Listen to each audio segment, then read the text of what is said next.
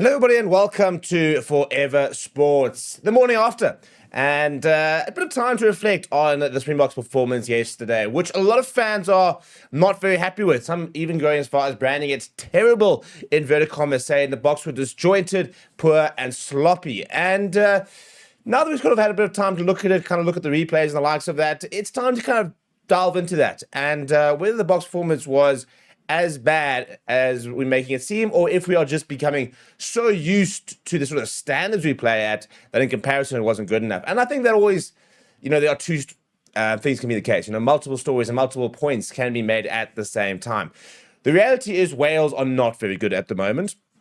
So, it's difficult to put that performance into context because the Wales are a side that are very much rebuilding. They are at kind of the wooden spoon of the Six Nations at the moment, not even in the top 10 in the world, and you sort of expect to beat them by a very big margin.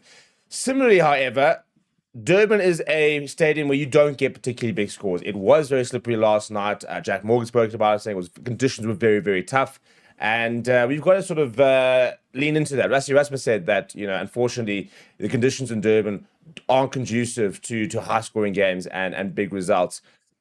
And he said that there was obviously lots of improvement that needed to be made.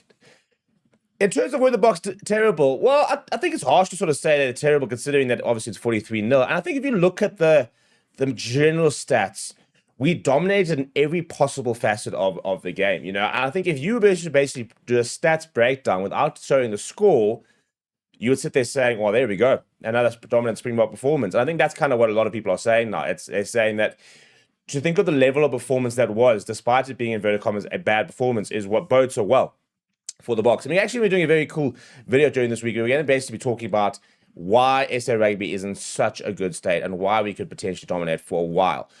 Because, I had an opportunity to ask Kevin Foot the question last night about, the juniors coming through. And he basically said, schoolboys are professionals these days. Whether that's good or bad, I mean, it's phenomenal from a rugby point of view. Whether we are getting to a murky area of over-professionalizing our youth, there's definitely a conversation to be had about that. But in terms of this game, let's just look at a bit of stats and kind of sort of see exactly where we were. Now, 43-0 is a dominant performance, to keep Wales from scoring in all the games, this during the Nations Championship, there have been lots of points. And in fact, you're seeing a nil is very, very weird in the Nations Championship. That it's been a few weeks of rugby where it's been characterized by high scoring games. Even where teams have won very substantially, they have conceded points. And this is actually the first game where a team has kept another team scoreless. So from that point of view, it is a first for the Boks and a first for the tournament.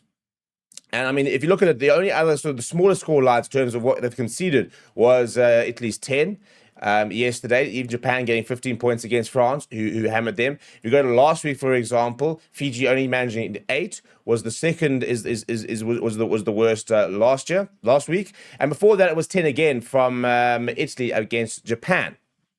I mean, if you look at Wales, for example, the side we played yesterday, they in the first round still managed. They put 39 points on Fiji. They then went across to Argentina and put 21 points on them.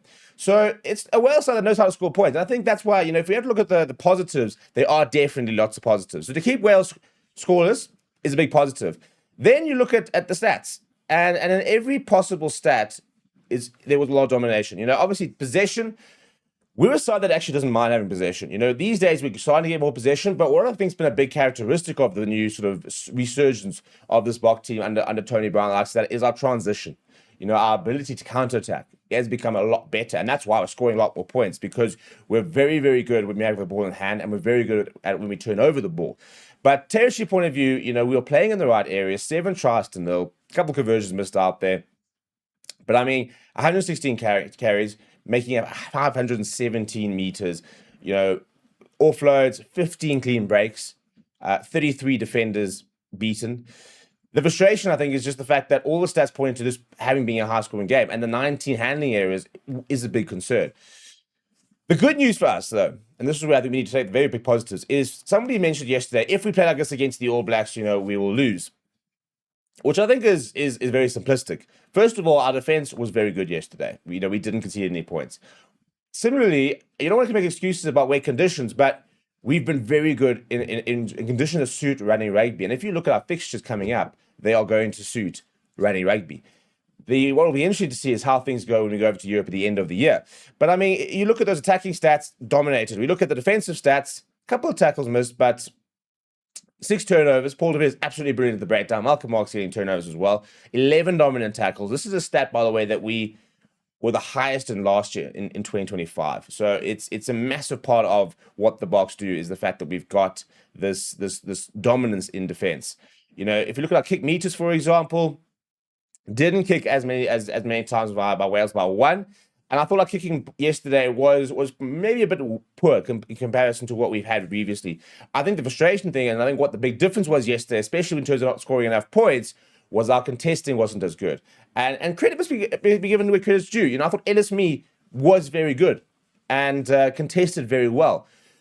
You know, was this maybe a blip on kind of the wings, the way we contested? Yeah, potentially. I think we've really missed the likes of Eben Etzebeth when it comes to our contestables and how much he's been deployed as someone who gets up there and knocks the ball back. You know, we've seen how England deploy Henry Pollock later on and do that. You know, so 10 attained is not bad, but we'd like probably to be a bit higher.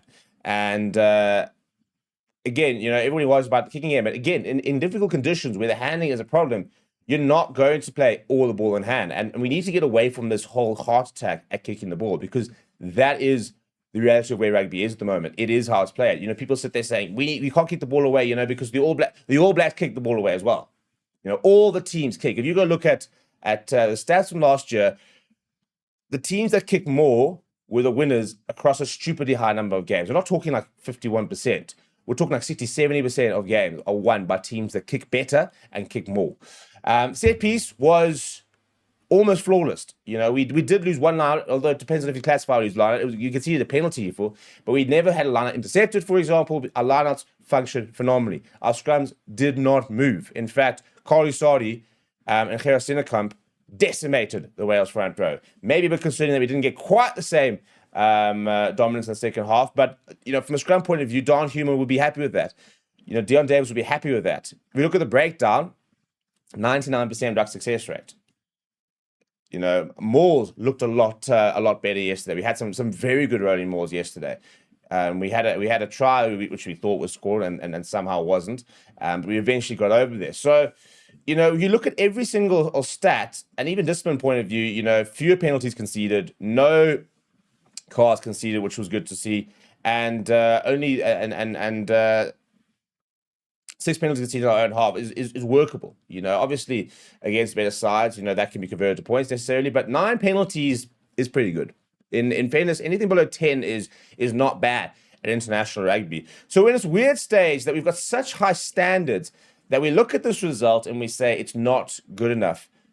But I think when you add the context, you look at some of the lineups, you look at some of the individual performances, it was a game that I think was almost a bit of a no win from a Springboks point of view, because the expectation was to win big. We did win big, and we were always going to unfortunately have to find and kind of nitpick the performances. The question we've got to ask ourselves is, are we happy with what we've done in the Nations Championship over the last 3 weeks? And I think we are. I think we've rotated a lot. I think we've had lots of new combinations. And I think we've got a tremendous amount of value in terms of the conversations and the information on players and where they are, which is a good thing. So there's no doubt we can be better. But I don't want to start getting alarmist. You know, you can't sit here and go after a team that just won 43-0. I really feel like we can, because they have been so good. And we're allowed to maybe sometimes have an off game. And I always say that, and we spoke about this in the Mad Show last week, and we basically said, you know, if we had lost to Scotland, but we sort of saw what the learnings were, we'd almost have been able to take that. And that's always my sort of main point, is when we watch games, when we look at games, are there learnings?